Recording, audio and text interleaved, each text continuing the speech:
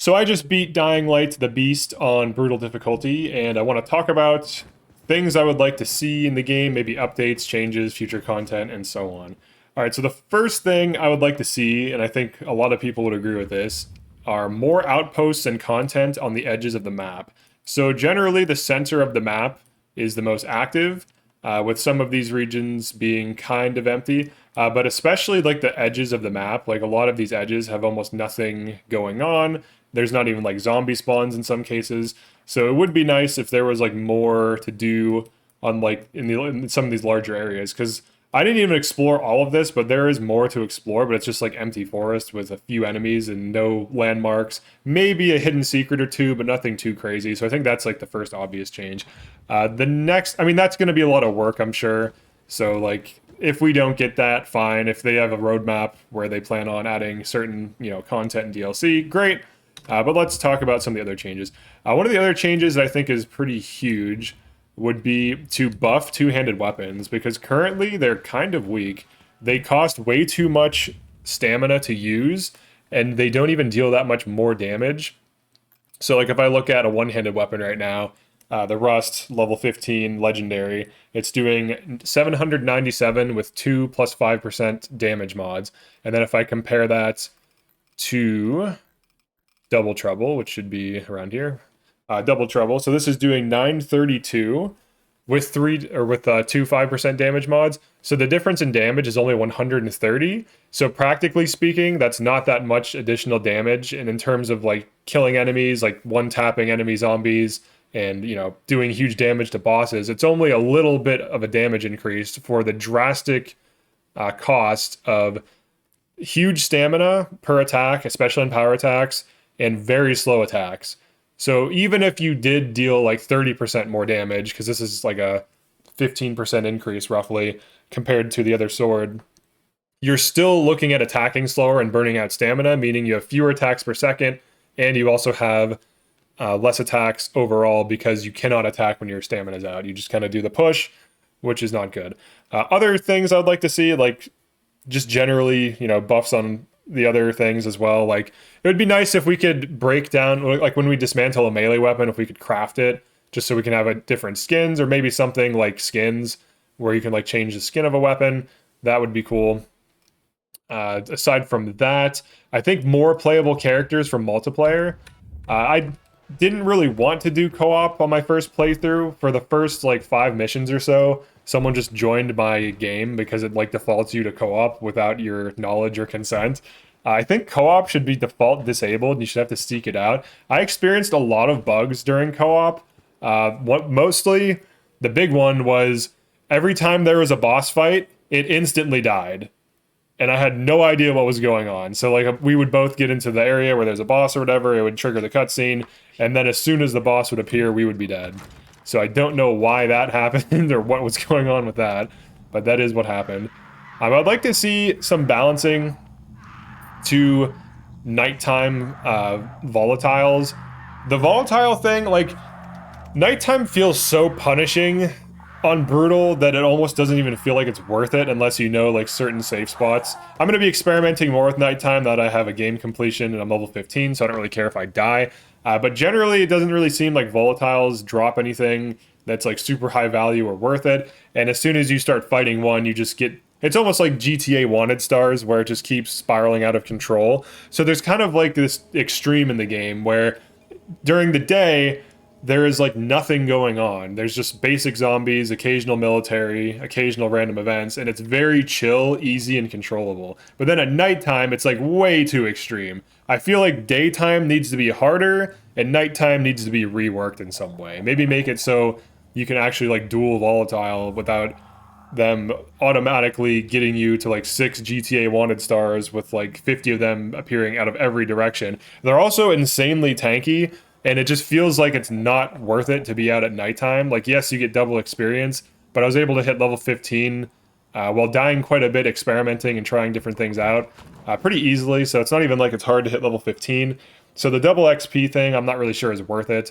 There are like nighttime events and stuff like this, but I think that needs reworked. Another thing that's huge too is the dark zones. They are all too similar to each other. I would be totally fine with them throwing like a few volatile in certain dark zones. Every dark zone basically has this type of setup. You enter an area through like a crawl space or whatever, and outside zombies cannot get in, which I'm kind of I feel like it doesn't make sense they can't crawl after you. Like some of them can climb and jump, but they can't crawl underneath a thing. But so I think the outside zombies should be able to get in, and also I think the dark zones need different, like more enemy types, because in their current form, there's just like the stray jacket dudes, and then like a few basic zombies, and maybe like a handful of fast zombies, and it's like the exact same encounter every time. There needs to be some more variety. I feel like it's definitely missing because I've been farming these for wiring because if you want to upgrade stuff, especially weapon mods, you're gonna need a ton of wiring. Wiring is like the biggest limiting resource. It's used in so many crafting recipes. It's insane. So I think that's a good segue into my next point. They need to chill out on wiring. Too many things need like 10 wiring per tier. So if you want to upgrade like weapon mods, you have to dump like 30 to 40 wiring per weapon mod to max it out.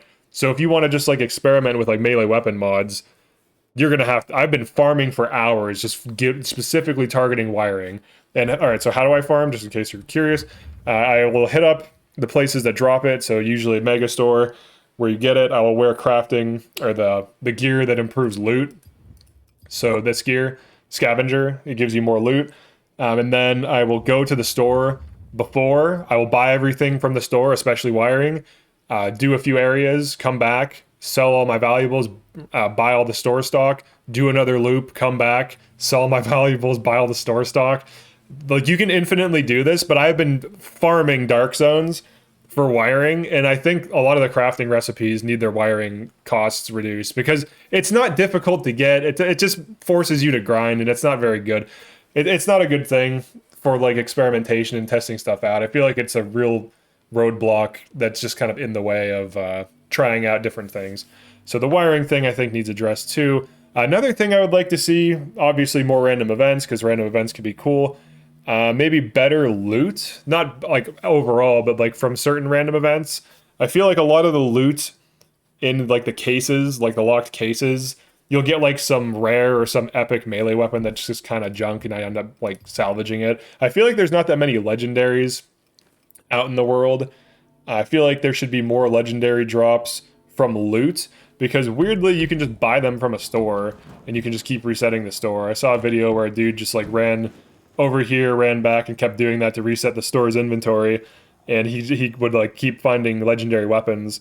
And it's like, why can't we just find random generic legendaries out in the field? I feel like I've never found one yet, like legitimately, that it wasn't like a placed spawn or something. So I think that's an issue also, the legendary thing.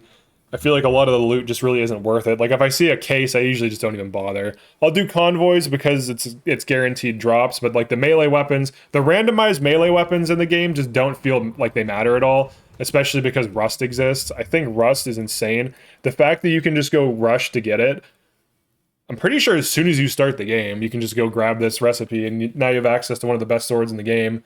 And then you can just keep upgrading it as you hit like higher tiers and stuff. I think that's kind of an issue to some degree.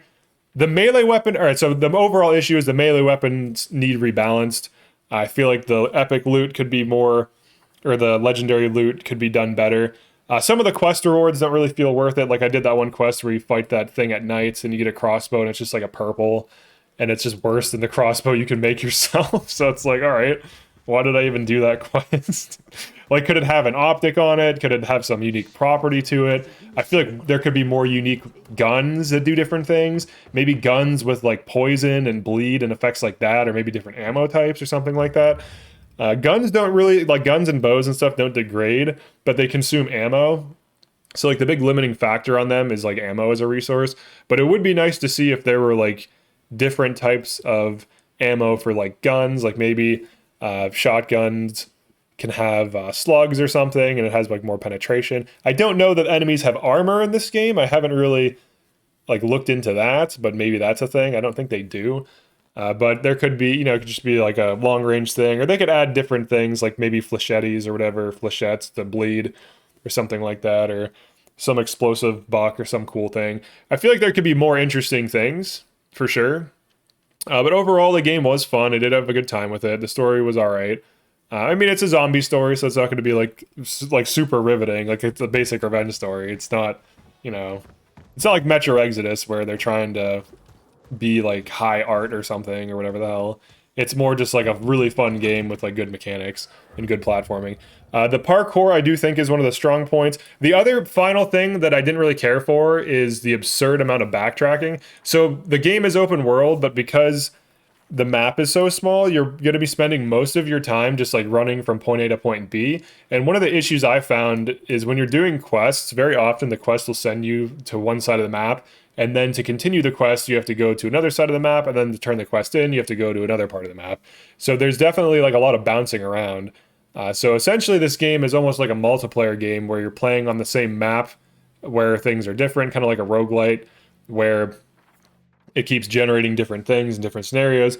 So that as you get used to certain things, it changes. And I do like that the areas level up with you, which is kind of cool. One thing that is weird though is I'm level 15 and the areas are stuck at level 11. So it would be nice if post game had like harder content and more to do. As far as I know, there's just like secrets to find, and you can just finish quests. I think I've done every single quest except for the Fast and the Fortunate. It's because I don't know how to start it. I've driven a car up to where you started, but it didn't start. So I'm not sure what I'm supposed to do. Maybe I have to clear out the area and then drive a car up and wait like a minute or something. I'm not sure. Maybe I have to hit activate while in the car. If you know how to start this quest, drop a comment. But that's the reason why I didn't do it, because I tried to, I ran up to the thing, I tried activating it, I drove a car up to it, I tried activating it. I did talk to the guy up front already, and I agreed to join it. So this is the only one I can't figure out. I don't know why. I don't know why it's not starting. I don't know if it's a bug. I don't know if I'm doing something wrong. Whatever. Some other things that are cool. The armor sets are cool. I do feel like a lot of them are kind of samey though. So for example, the Bruiser set and the Survivor sets are very similar.